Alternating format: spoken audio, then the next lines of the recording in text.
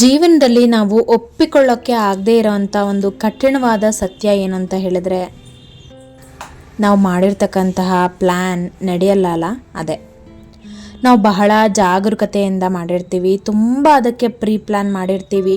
ನಾವಿನ್ನೇನು ಗುರಿ ತಲುಪೋದಕ್ಕೆ ಬಹುಶಃ ಸ್ವಲ್ಪ ಹತ್ತತ್ರ ಇದ್ದೀವಿ ಅನ್ನೋಷ್ಟ್ರ ಮಟ್ಟಿಗೆ ನಾವು ತಯಾರಿ ಮಾಡ್ಕೊಂಡಿದ್ರು ಕೂಡ ಕೆಲವೊಮ್ಮೆ ಎಲ್ಲವೂ ಕೂಡ ಉಲ್ಟಾ ಆಗೋಗುತ್ತೆ. ಸಂಬಂಧಗಳು ಮುರಿದೋಗುತ್ತೆ, ಪ್ರಮೋಷನ್ಗಳು ಕಳೆದೋಗುತ್ತೆ, ಕನಸಿನ ಯಾವುದೋ ಒಂದು ಪ್ರಾಜೆಕ್ಟ್ ಬಗ್ಗೆ ಕನಸು ಕಂಡಿರ್ತೀವಿ, ಅದು ಪೋಸ್ಟ್ಪೋನ್ ಆಗುತ್ತೆ, ಅಥವಾ ಬದುಕು ಒಂದು ನಿರೀಕ್ಷೆಯಿಂದ ಇನ್ನೊಂದು ನಿರೀಕ್ಷೆ ಕಡೆ ತಿರುವು ಕೊಟ್ಬಿಡುತ್ತೆ. ಅಂತ ಎಷ್ಟೋ ಕ್ಷಣಗಳಲ್ಲಿ ನಮಗೆ ತುಂಬ ಬೇಜಾರಾಗುತ್ತೆ, ಏನು ಮಾಡಬೇಕು ಅನ್ನೋದು ಕೂಡ ಗೊತ್ತೇ ಆಗಲ್ಲ. ಆದರೆ ಇದ್ರ ಬಗ್ಗೆ ಒಂದು ಸತ್ಯ ಏನಿದೆ ಗೊತ್ತಾ? ದಾರಿ ಬದಲಾಗಿರಬಹುದು, ಆದರೆ ನಮ್ಮ ಧ್ಯೇಯ ಬದಲಾಗಬಾರ್ದು ಅಷ್ಟೆ. ಇದಕ್ಕೆ ಸಿಂಪಲ್ ರೂಲ್. ಹಾಗಂತ ನಾವು ಪ್ಲ್ಯಾನ್ ಮಾಡದೆ ಏನೂ ಮಾಡೋಕ್ಕಾಗಲ್ಲ. ನಾವು ಯಾವುದನ್ನು ಪ್ಲ್ಯಾನ್ ಮಾಡದೆ ಖಾಲಿ ಕುತ್ಕೊಂಡ್ರೆ ಯಾವ ಥರ ಅನಿಸುತ್ತೆ ಗೊತ್ತಾ? ದಡದ ಮೇಲೆ ಒಂದು ಬೋಟು ಖಾಲಿ ಇರುತ್ತಲ್ಲ, ಆ ಥರ ಅನಿಸ್ಬಿಡುತ್ತೆ. ಜೀವನ ಯಾವತ್ತೂ ಕೂಡ ನಿಂತ ನೀರು ಆಗಬಾರ್ದು ಅಂತೆ. ಅಂದರೆ ಹರಿಯೋ ನದಿ ಹೇಗೆ ಸ್ವಚ್ಛವಾಗಿರುತ್ತೆ, ಯಾವುದೇ ಕಲ್ಮಶಗಳನ್ನು ಅದು ಇಟ್ಕೊಂಡಿರಲ್ಲ. ಹರಿಯೋ ನದಿ ನೋಡಿ ಯಾವಾಗಲೂ ಕ್ಲಿಯರ್ ಆಗಿ ಇರುತ್ತೆ. ಅದೇ ನಿಂತಿರೋ ನೀರು ಯಾವಾಗಲೂ ಕೊಚ್ಚೆಯಾಗಿ ಗಲೀಜಾಗಿ ಹುಳ ಎಲ್ಲ ಮೆತ್ಕೊಂಡು ಸೊಳ್ಳೆಗಳೆಲ್ಲ ಆಡಿಸ್ಕೊಂಡಿರುತ್ತೆ. ಹಾಗೆಯೇ ಜೀವನ ಕೂಡ ಹರಿಯೋ ನದಿ ಥರ ದಿನಗಳು ಹೇಗೆ ಬರುತ್ತೋ ಹಾಗೆ ಹೊಂದ್ಕೊಂಡು, ದಿನಗಳು ಹೇಗೆ ಬರುತ್ತೋ ಹಾಗೇ ಸ್ವೀಕರಿಸಿದ ದಿನಗಳಲ್ಲಿ ಕೆಲವೊಂದು ಬದಲಾವಣೆಗಳನ್ನು ಮಾಡ್ಕೋತಾ ಹೋಗೋದೇ ಜೀವನ. Hello, good morning. ಹೇಗಿದ್ದೀರಾ? ಎಲ್ಲರೂ ಚೆನ್ನಾಗಿದ್ದೀರಾ ಅಂತ ಭಾವಿಸ್ತಾ ಇದ್ದೀನಿ. ಸೊ ಇವತ್ತು ಆ್ಯಕ್ಚುಲಿ ಸಂಡೇ. ಇವತ್ತು ತುಂಬ ದಿನ ಆಯಿತು ನಾನು ಈ ಥರ ವ್ಲಾಗ್ಸ್ ಹಾಕಿ ಅಥವಾ ವ್ಲಾಗ್ ಶೂಟ್ ಮಾಡಿನೂ.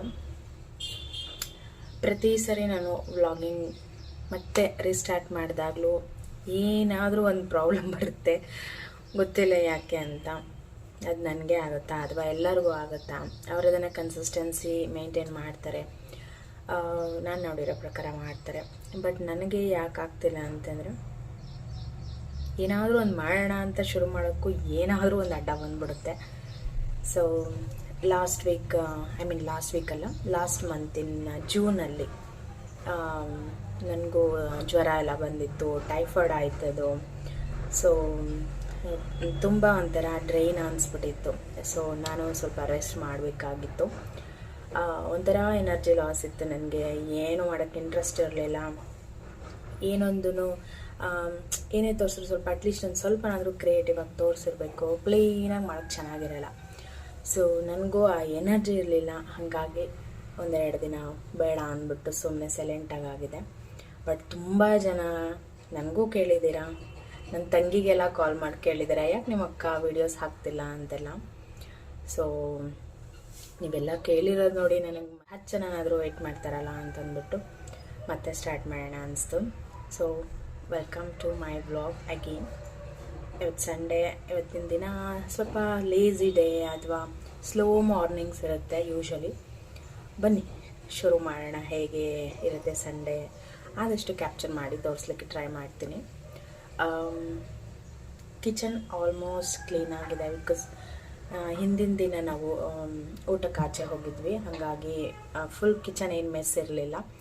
ಎಲ್ಲ ಪಾತ್ರೆ ಎಲ್ಲ ತೊಳೆದು ಎಲ್ಲ ಕ್ಲೀನ್ ಮಾಡಿದ್ದೆ. ಸೊ ತೋರಿಸ್ತೀನಿ.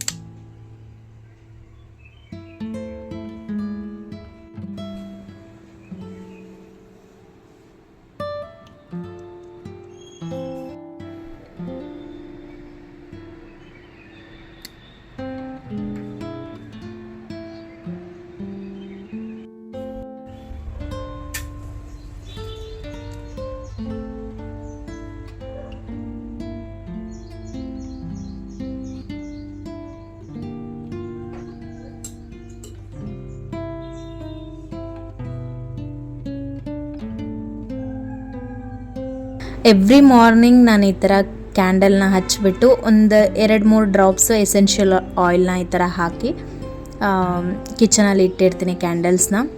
ಲೈಕ್ ಆ ಒಂದು ಅರೋಮಾ, ಆ ಒಂದು ಸ್ಮೆಲ್ ಎಷ್ಟು ರಿಫ್ರೆಶ್ಮೆಂಟ್ ಕೊಡುತ್ತೆ ಮೈಂಡ್ಗೆ, ಮನಸ್ಸಿಗೆ, ಒಂಥರ ಥೆರಪಿ ಥರ ಫೀಲ್ ಆಗುತ್ತೆ. ಹಾಗಾಗಿ ನಾನು ಈ ರೀತಿಯಾದಂತಹ ಎಸೆನ್ಷಿಯಲ್ ಆಯಿಲ್ಸ್ ಫುಲ್ ಕಲೆಕ್ಷನ್ಸ್, ಚಿಕ್ಕ ಪುಟ್ಟ ಕಲೆಕ್ಷನ್ಸ್ ಇಟ್ಕೊಂಡಿದ್ದೀನಿ. ಒಂದೊಂದು ದಿನ ಒಂದೊಂದು ಆ ಥರ ಹಾಕ್ತಾಯಿರ್ತೀನಿ ಆಯಿಲ್ಸು. ಒಂಥರ ಆ ಅರೋಮಾ ಎಲ್ಲ ತುಂಬ ಚೆನ್ನಾಗಿ ಅನಿಸುತ್ತೆ. ಕೆಲಸ ಮಾಡೋಕ್ಕೆ ಒಂದು ಫ್ರೆಶ್ ಸ್ಟಾರ್ಟ್ ಬೇಕಲ್ವ, ಆ ಸ್ಮೆಲ್ ಅದನ್ನು ನಂಗೆ ಕೊಡುತ್ತೆ. ಸೊ ಹಾಗಾಗಿ ಯೂಸ್ ಮಾಡ್ತೀನಿ.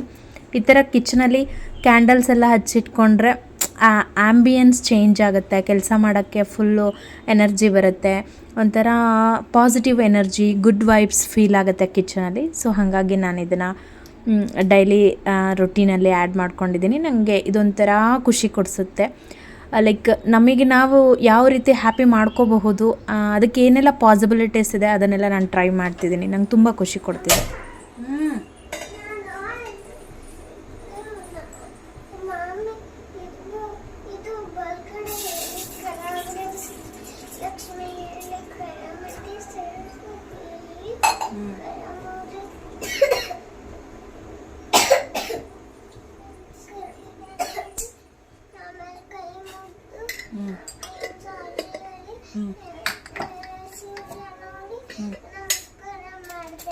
ಗುಡ್ ಗರ್ಲ್ ಮಗಳೇ. ನಾನು ಕಷಾಯ ರೆಡಿ ಮಾಡ್ಕೋತಾ ಇದ್ದೆ, ಅಷ್ಟರೊಳಗೆ ಎದ್ದು ಬಂದುಬಿಟ್ಲು ಅವಳು. ಬೆಳಗ್ಗೆ ಅವಳಿಗೆ ಒಂದಷ್ಟು ಮಾರ್ನಿಂಗ್ ರಿಚುವಲ್ಸ್ನ ಫಾಲೋ ಮಾಡ್ತಾಯಿದ್ದೀನಿ ಕೂಡ, ಕೆಲವೊಂದನ್ನು ಆ್ಯಡ್ ಮಾಡ್ತಾನೇ ಇದ್ದೀನಿ ಎವ್ರಿ ಡೇ. ಅವಳಿಗೆ ಇವಾಗಿಂದ ಅಭ್ಯಾಸ ಮಾಡಿಸಿದ್ರೆ ಅದು ಲೈಫ್ ಲಾಂಗ್ ಉಳಿಯುತ್ತೆ. ಹಾಗಾಗಿ ತುಂಬ ಚೆನ್ನಾಗಿ ಹೇಳ್ಕೊಟ್ಟಿದ್ದೀನಿ, ಅಚ್ಚುಕಟ್ಟಾಗಿ ಮಾಡ್ತಾಳೆ. ಬೆಳಗ್ಗೆ ರೈಟ್ ಸೈಡ್ ಎದ್ದೇಳಬೇಕು ಅಂತ ಹೇಳ್ಕೊಡ್ತೀವಲ್ವ, ಸೊ ಮಕ್ಕಳಿಗೆ ಯೂಶ್ವಲಿ ಕನ್ಫ್ಯೂಷನ್ ಆಗೇ ಆಗುತ್ತೆ. ಲೆಫ್ಟಲ್ಲಿ ಎದ್ಬಿಡ್ತಾರೆ, ಇಲ್ಲ ಸೀದಾ ಎದ್ಬಿಡ್ತಾರೆ. ಕಡೆ ಮಲಗಿದ್ರೆ ಹಾಗೆ ಎದ್ದು ಕೂತ್ಕೊಂಡ್ಬಿಡ್ತಾಳೆ. ಸೊ ಈ ಥರ ಎಲ್ಲ ಮಾಡ್ತಾಯಿದ್ಲು. ಲೈಕ್ ನಾನು ರೆಡ್ ಥ್ರೆಡ್ ರಿಚುವಲ್ ಮಾಡ್ತೀವಿ ಎವ್ರಿ ಹುಣ್ಣಿಮೆಗೆ, ಪೌರ್ಣಮಿಗೆ. ಸೊ ನಾನು ರೈಟ್ ಹ್ಯಾಂಡಲ್ಲೇ ಅದನ್ನು ಕಟ್ಟಿರ್ತೀನಲ್ಲ, ಅದನ್ನು ನೆನ್ಪು ಮಾಡಿಕೊಂಡು ನೀನು ಯಾವ ಕಡೆ ಕೈಯಲ್ಲಿ ಕಟ್ಕೊಂಡಿದ್ಯಾ ಆ ಕಡೆ ಸೈಡ್ ಎದ್ದೇಳಬೇಕು ಅಂತ ಹೇಳ್ಕೊಟ್ಟಿದ್ದೀನಿ. ಸೊ ಮಕ್ಕಳಿಗೆ ಅದು ಒಂದು ನೆನಪಿರುತ್ತೆ ಕೈಯಲ್ಲಿರೋದ್ರಿಂದ, ಸೊ ಅವ್ರಿಗೆ ಮರ್ತು ಹೋಗಲ್ಲ ಅಂತ ಅಷ್ಟೆ. ಸೊ ಅದನ್ನು ಅವಳು ಎಕ್ಸ್ಪ್ಲೈನ್ ಮಾಡಿ ಹೇಳ್ತಿದ್ದಾಳೆ, ಇದು ಮಾಡಿದೆ ಓಕೆನಾ ಅಮ್ಮ, ಏನಾದರೂ ಮಿಸ್ ಮಾಡ್ದಾ ಅಂತ ಹೇಳಿ. ಸೊ ಅವಳು ಮಾರ್ನಿಂಗ್ ಎದ್ದಾದಮೇಲೆ ಎದ್ದು ಕೂತ್ಕೊಂಡು ಕೈಯೆಲ್ಲ ಉಜ್ಜಿ ರಬ್ ಮಾಡಿ ಅದೆಲ್ಲ ಪ್ರೊಸೀಜರ್ ಇರುತ್ತಲ್ಲ ಅದನ್ನು ಮಾಡಿಕೊಂಡು ಕರಾಗ್ರೆ ವಸತೆ ಶ್ಲೋಕ ಹೇಳ್ಕೊಂಡು ಆಚೆ ಬರ್ತಾಳೆ. ಬಂದು ಡೋರ್ ಓಪನ್ ಮಾಡಿಕೊಂಡು ಆಚೆ ಹೋಗಿ ತುಳಸಿ ನೋಡಿಬಿಟ್ಟು, ತೆಂಗಿನ ಗಿಡ ಇದೆ ನಮ್ಮ ಮನೆ ಬಾಗಿಲಲ್ಲಿ. ಸೊ ತೆಂಗಿನ ಗಿಡ ನೋಡಿ, ಸೂರ್ಯ ನೋಡಿ ನಮಸ್ಕಾರ ಮಾಡಿಕೊಂಡು ಬರ್ತಾಳೆ. ಸೊ ಈ ಒಂದು ಮಾರ್ನಿಂಗ್ ರಿಚುವಲ್ ಅವಳಿಗೆ ಫಾಲೋ ಮಾಡ್ತಾಯಿದ್ದೀನಿ. ಚೆನ್ನಾಗಿ ಮಾಡ್ತಿದ್ದಾಳೆ ನೆನ್ಪಿಟ್ಕೊಂಡು. ಅದನ್ನು ಹೇಳಿ ಒಪ್ಪಿಸ್ತಿದ್ದಾಳೆ ನನಗೆ, ಈ ಥರ ಮಾಡಿದೆ, ಏನಾದರೂ ಮಿಸ್ ಆಯಿತಾ, ಯಾವುದಾದ್ರೂ ಬಿಟ್ಟಿದ್ದೀನಾ ಅಂತ, ಓಕೆನಾ ಅಂತ ಕೇಳ್ತಿದ್ದಾಳೆ.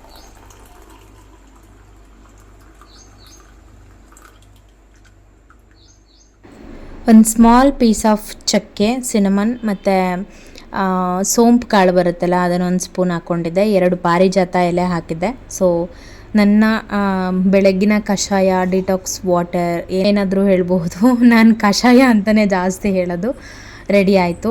ಸೊ ಸ್ವಲ್ಪ ಒಗ್ಗರಿರುತ್ತೆ, ಕಹಿ ಅನಿಸುತ್ತೆ ಲೈಟಾಗಿ ಪಾರಿಜಾತ ಎಲೆ ಹಾಕಿರೋದ್ರಿಂದ. ಬಟ್ ಓಕೆ, ತೀರಾ ಕುಡಿಯೋಕ್ಕಾಗಲ್ಲ ಅಂತೇನಿಲ್ಲ, ಕುಡಿಬಹುದು. ಸ್ವಲ್ಪ ಇದು ಒಗ್ಗರೆ ಅನಿಸುತ್ತೆ ಪಾರಿಜಾತ ಎಲೆ ಹಾಕಿರೋದ್ರಿಂದ, ಬಟ್ ಆರೋಗ್ಯಕ್ಕೆ ತುಂಬ ಒಳ್ಳೆಯದು. ಹಾಗಾಗಿ ಮತ್ತು ನೀವು ಟೀ ಕುಡಿಯಲ್ವಾ ಅಂತ ಕೇಳಬೇಡಿ, ತುಂಬ ಕಷ್ಟಪಟ್ಟು ಟೀ ಕುಡಿಯೋದು ಬಿಟ್ಟಿದ್ದೀನಿ. ಅಂದರೆ ಮಾರ್ನಿಂಗ್ ಟೈಮ್ ಕುಡಿಯೋದು ಬಿಟ್ಟಿದ್ದೀನಿ, ಖಾಲಿ ಹೊಟ್ಟೆಗೆ ಕುಡಿತಿಲ್ಲ. ಯಾಕಂದರೆ ತುಂಬ ಪ್ರಾಬ್ಲಮ್ ಆಯ್ತು ಅದರಿಂದ. ನನಗೆ ತುಂಬ ಟೀ ಅಡಿಕ್ಷನ್ ಆಗಿದೆ. ಈ ಬುಕ್ಸ್ ಓದೋ ಹ್ಯಾಬಿಟ್ಟು ತುಂಬ ಪೀಕ್ ಮಾಡ್ಕೊಂಡಲ್ವ, ಆವಾಗ ತುಂಬ ಟೀ ಕುಡಿಯೋಕ್ಕೆ ಸ್ಟಾರ್ಟ್ ಮಾಡಿದೆ. ಒಂದು ಕಪ್ ಟೀ, ಒಂದು ಬುಕ್ ಎದ್ಬಿಟ್ರೆ ಪ್ರಪಂಚ ಮರ್ತೋದಂಗೆ ಅನಿಸ್ತಿತ್ತು. ಈ ಥರ ಅಭ್ಯಾಸ ಮಾಡ್ಕೊಂಡ್ಬಿಟ್ಟಿದ್ದೆ. ಹಾಗಾಗಿ ಟೀ ಜಾಸ್ತಿ ತೊಗೊಳಕ್ಕೆ ಶುರು ಮಾಡಿದೆ. ಸೊ ಸ್ವಲ್ಪ ಕಟ್ ಆಫ್ ಮಾಡಿದ್ದೀನಿ ಇವಾಗ. ಮಾರ್ನಿಂಗ್ ಖಾಲಿ ಹೋಟೆಲ್ ತೊಗೋತಿಲ್ಲ ಇವಾಗ. ಸೊ ನಾನು ಬ್ರೇಕ್ಫಾಸ್ಟ್ ಆದಮೇಲೆ ಅಥವಾ ಮಧ್ಯಾಹ್ನ ಲಂಚ್ ಟೈಮಲ್ಲಿ, ಅಂದರೆ ಲೈಕ್ ಲಂಚ್ ಆದಮೇಲೆ ಅಥವಾ ಇಷ್ಟನ್ನೆಲ್ಲ ಮಲಗಿಸಿ ಸ್ವಲ್ಪ ನನಗೆ ಫ್ರೀ ಟೈಮ್ ಮೀ ಟೈಮ್ ಅಂತ ಸಿಗುತ್ತಲ್ಲ, ಆ ಟೈಮಲ್ಲಿ ನಾನು ಟೀ ಕುಡಿಯೋಕ್ಕೆ ಸ್ಟಾರ್ಟ್ ಮಾಡಿದ್ದೀನಿ ಇವಾಗ. ಸೊ ಬೆಳಗ್ಗೆ ಟೈಮ್ ಕುಡಿತಾ ಇಲ್ಲ, ಕಟ್ ಮಾಡಿದ್ದೀನಿ. ಇನ್ನು ಹಸ್ಬೆಂಡ್ ಕೂಡ ಇದ್ದರು. ಅವ್ರು ಯೂಶ್ವಲಿ ಎವ್ರಿ ಡೇ ಟೀ ಕುಡಿಯಲ್ಲ, ಬ್ಲ್ಯಾಕ್ ಕಾಫಿ ಕುಡಿತಾರೆ. ಬೆಳಗ್ಗೆ ಜಿಮ್ಗೆ ಹೋಗುವಾಗ ಬ್ಲ್ಯಾಕ್ ಕಾಫಿ ಕುಡ್ದು ಹೋಗಿರ್ತಾರೆ. ಇವಾಗ ಸಂಡೇ ಅಲ್ವಾ, ಇವತ್ತಿನೇನು ಜಿಮ್ಗೆ ಹೋಗ್ತಿಲ್ಲ. ಸೊ ಬೆಲ್ಲದ ಟೀ ಮಾಡು ಅಂತ ಹೇಳಿದರು. ಅವ್ರಿಗೆ ಬೆಲ್ಲದ ಟೀ ಪ್ರಿಪೇರ್ ಮಾಡ್ತಾಯಿದ್ದೀನಿ.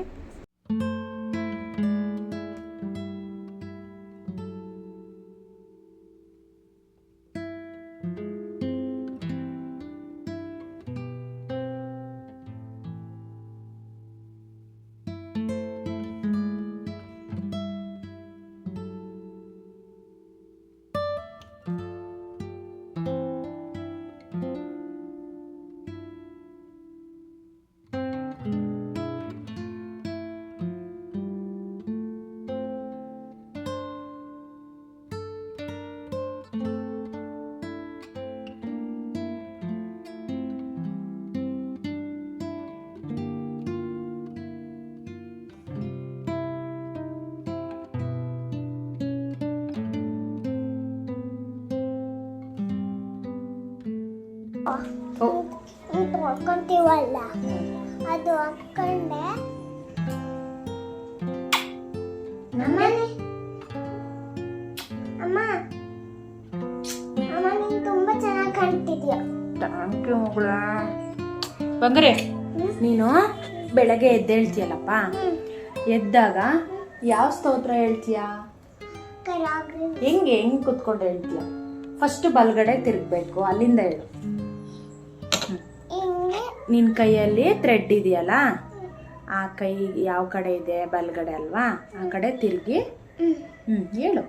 ಆಮೇಲೆ ಇದು ತಿರುಗಿ ಎದ್ದಿ ಆಮೇಲೆ ಹಿಂಗಿಟ್ಕೊಂಡು ಫಸ್ಟ್ ರಬ್ ಮಾಡಿ ಹಿಂಗಿಟ್ಕೊಂಡು ಕರಾಗ್ರೆ ವಸತಿ ಲಕ್ಷ್ಮಿಯಲ್ಲಿ ಸರಸ್ವತಿ ಕರಮೂಲೆ ಸ್ಥಿತೆ ಗೌರಿ ಪ್ರಭಾತೆ ಕರದರ್ಶನಂ. ಸಾರಿ, I am sorry, please forgive me. Thank you, I love you universe ಅಂದ್ಬಿಟ್ಟು ಆಮೇಲೆ ಆಚೆ ಕಡೆ ಬಂದು ಬಾಗಿಲು ತೆಗ್ದು ತುಳಸಿ ಗಿಡ ನೋಡಿ ನಮಸ್ಕಾರ ಮಾಡಿ ನನ್ನಂತರ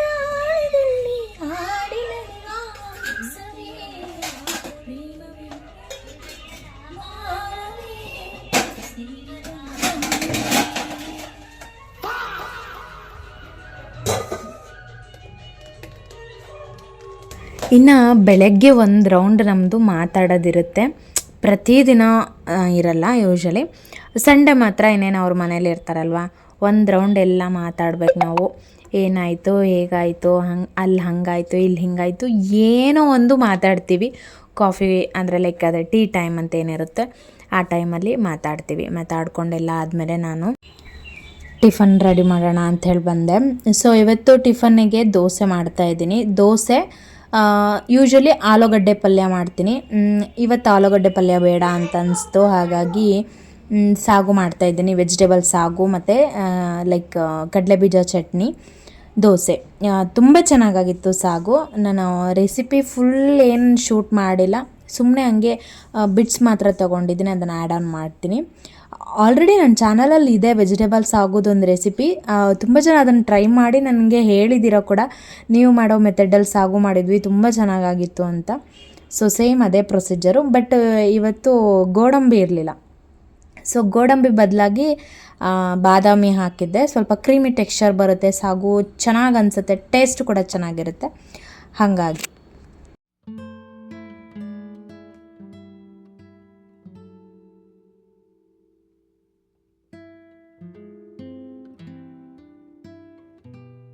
ಕೆಲವೊಂದು ಸಂದರ್ಭಗಳು ಹೇಗಿರುತ್ತೆ ಅಂದರೆ, ನಾವು ಮಾತಾಡಿ ಗೆಲ್ಲಬೇಕಾಗಿರುತ್ತೆ. ಕೆಲವೊಂದು ಸಂದರ್ಭಗಳಲ್ಲಿ ನಾವು ಮೌನವಾಗಿದ್ದು ಗೆಲ್ಲಬೇಕಾಗಿರುತ್ತೆ. ಈಗ ಉದಾಹರಣೆ ಹೇಳ, ನಾವು ಕೆಲವೊಂದು ಪರೀಕ್ಷೆಗಳನ್ನು ಇಟ್ಟಾಗ ಮೌಖಿಕವಾಗಿ, ಅಂದರೆ ನಾವು ಮೌಖಿಕ ಅಂತ ಹೇಳ್ತಿದ್ವಿ, ಓರಲ್ ಅಂತ ಹೇಳ್ತಾರೆ, ಇವಾಗ ಓರಲ್ ಎಕ್ಸಾಮ್ಸ್ ಅಂತ ಎಲ್ಲ ಹೇಳ್ತಾರಲ್ಲ. ಸೊ ಅವಾಗೆಲ್ಲ ನೋಡಿ ನಾವು ಬಾಯಿಂದ ಮಾತಾಡಿ ಆ ಪರೀಕ್ಷೆನ ಗೆಲ್ಲಬೇಕಾಗಿರುತ್ತೆ ಅಥವಾ ಪಾಸ್ ಮಾಡಬೇಕಾಗಿರುತ್ತೆ. ಇನ್ನೊಂದು ರೈಟಿಂಗ್ ಎಕ್ಸಾಮ್, ಅದರಲ್ಲಿ ಏನೋ ನಾವು ಮಾತಾಡೋ ಅಂಥದ್ದಿರಲ್ಲ, ಎಲ್ಲ ಆನ್ಸರ್ಸ್ಗಳನ್ನ ಬರೆದು ನಾವು ಪಾಸ್ ಆಗಬೇಕಾಗಿರುತ್ತೆ. ಹಾಗೆಯೇ ಕೆಲವೊಂದು ಸಂದರ್ಭಗಳು ಹೆಂಗೆ ಬರುತ್ತೆ ಅಂದರೆ, ಕೆಲವೊಂದನ್ನು ಮಾತಾಡಿ ನಿಭಾಯಿಸಬೇಕಾಗುತ್ತೆ, ಕೆಲವೊಂದು ಸಂದರ್ಭಗಳನ್ನು ಮೌನವಾಗಿದ್ದು ಅದು ಹೇಗೆ ಹೋಗುತ್ತಾ ಹಾಗೆ ಹೋಗಿಬಿಡ್ಲಿ, ನಾನು ಈಗ ಏನು ರಿಯಾಕ್ಟ್ ಮಾಡಲ್ಲ ಅನ್ನೋದ್ರ ಮೂಲಕ ನಾವು ಆ ಸಂದರ್ಭನ ಜೀವಿಸ್ಬೇಕಾಗುತ್ತೆ. ಈ ಥರ ಜೀವನದಲ್ಲಿ ಎಷ್ಟೊಂದು ಸಂದರ್ಭಗಳು ಬರುತ್ತೆ. ಬಟ್ ಆ ಸಂದರ್ಭ ಯಾವುದು, ಹೇಗಿದೆ, ನಾವು ಮಾತಾಡೋ ಮಾತು ಯಾರಿಗೆ ಹೇಗೆ ರಿಯಾಕ್ಟ್ ಆಗುತ್ತೆ, ಪ್ರತಿಯೊಂದನ್ನು ಕೂಡ ಯೋಚನೆ ಮಾಡಿ ನಾವು ಆ ಸಂದರ್ಭಕ್ಕೆ ಮಾತಾಡಬಾರ್ದಾ ಅನ್ನೋದನ್ನು ನಿರ್ಧಾರ ಮಾಡಬೇಕು. ಹಾಗೆ ಕೆಲವೊಂದು ಸಂದರ್ಭಗಳಲ್ಲಿ ಒಂದೇ ಮಾತಲ್ಲಿ ಆನ್ಸರ್ ಮಾಡ್ಬೋದು, ಕೆಲವೊಂದು ಸಂದರ್ಭಗಳಲ್ಲಿ ತುಂಬ ವಿವರಣೆ ಕೊಟ್ಟು ಆನ್ಸರ್ ಮಾಡಬೇಕಾಗತ್ತೆ, ಅರ್ಥ ಮಾಡಿಸ್ಬೇಕಾಗುತ್ತೆ. ಉದಾಹರಣೆಗೆ 1 ವರ್ಡ್ ಆನ್ಸರ್ಸ್ ಅಂತ ಇರುತ್ತೆ ಎಕ್ಸಾಮ್ಸಲ್ಲೆಲ್ಲ. ಹಾಗೆಯೇ ಫುಲ್ಲು ಒಂದು ಪ್ಯಾರಾದಲ್ಲಿ ವಿವರಿಸಿ ಅಂತ ಕೊಟ್ಟಿರ್ತಾರೆ ಕ್ವೆಶನ್ಸು. ಅದೇ ಥರನೇ ಲೈಫಲ್ಲೂ ಕೂಡ, ಲೈಫ್ ಅನ್ನೋದು ಕೂಡ ಒಂಥರ ಎಕ್ಸಾಮ್ ಥರನೇ ಅಂತ ಕಂಪೇರ್ ಮಾಡ್ಕೊಳ್ಳಿ. 1 ವರ್ಡಲ್ಲಿ ಆನ್ಸರ್ ಮಾಡಿ ಆ ಸಂದರ್ಭನ ನಿಭಾಯಿಸೋ ಶಕ್ತಿನೂ ಇರಬೇಕು. ವಿವರಣೆ ಕೊಡಿ ಅಂತ ಹೇಳಿದಾಗಲೂ ಆ ಸಂದರ್ಭಕ್ಕೆ ವಿವರಣೆ ಕೊಟ್ಟು ಆ ಒಂದು ಸಂದರ್ಭನ ನಿಭಾಯಿಸುವಂಥ ಶಕ್ತಿನೂ ನಮ್ಮಲ್ಲಿರಬೇಕು. ಈ 2 ವಿಚಾರನ ನೀವು ಗಮನದಲ್ಲಿಟ್ಕೊಳ್ಳಿ. ಜೀವನ ಅನ್ನೋದು ಒಂದು ಪರೀಕ್ಷೆ ಇದ್ದಾಗೆ. ಯಾವ ಸಂದರ್ಭಕ್ಕೆ ಯಾವ ರೀತಿ ಮಾತಾಡಬೇಕು, ಯಾವ ಸಂದರ್ಭದಲ್ಲಿ ಹೇಗೆ ನಡ್ಕೋಬೇಕು ಅನ್ನೋದು ಕೂಡ ತುಂಬ ಇಂಪಾರ್ಟೆಂಟ್ ಆಗುತ್ತೆ.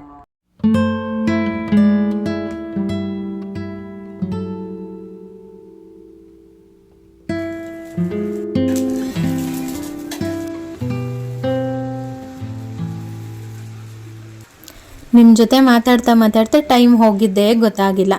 ನಮ್ಮ ಮನೇಲಿ ಟಿಫನ್ ಕೂಡ ರೆಡಿ ಆಯಿತು. ಇನ್ನು ನಾವು ಟಿಫನ್ ತಿನ್ನೋ ಟೈಮು ಬಂತು. ಸೊ ಈ ವ್ಲಾಗ್ನ ಇಲ್ಲಿಗೆ ಎಂಡ್ ಮಾಡ್ತಾ ಇದ್ದೀನಿ. ಮತ್ತೆ ಮುಂದಿನ ವ್ಲಾಗಲ್ಲಿ ನಾನು ನಿಮ್ಮನ್ನು ಭೇಟಿ ಮಾಡ್ತೀನಿ. ನಿಮ್ಮ ಪ್ರೀತಿ ಸಪೋರ್ಟ್ ಇದೇ ಥರ ನನ್ನ ಚಾನಲ್ಗೆ ಸದಾ ಇರಲಿ. ನಮಸ್ಕಾರ.